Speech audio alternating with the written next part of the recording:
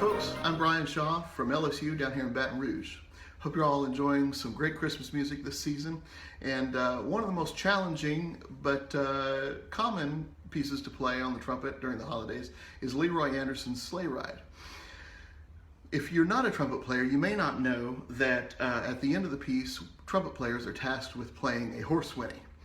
Now, over the years, some of my friends and colleagues have told me I have a pretty good horse whinny and suggested that maybe I make a video sharing some tips and techniques. So here goes.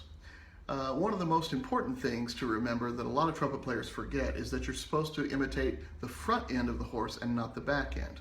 I grew up on a farm, and this has not been too much of a point of confusion for me most of the time. Also, don't play Sleigh Ride on a C trumpet, please. It's just a bit pretentious, and just keep in mind that you're playing Sleigh Ride and not something a little more highfalutin like the Tomasi Trumpet Concerto.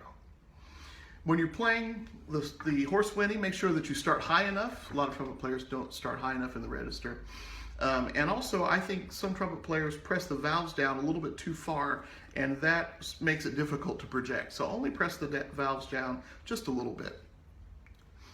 Make sure that when you're shaking the trumpet, you don't shake too fast. Some trumpet players shake the trumpet too fast, and it makes the horse sound a little bit nervous, which of course nobody wants. The whinny should also be in two parts, high and low. Don't spend a whole lot of time in the middle register. Here goes.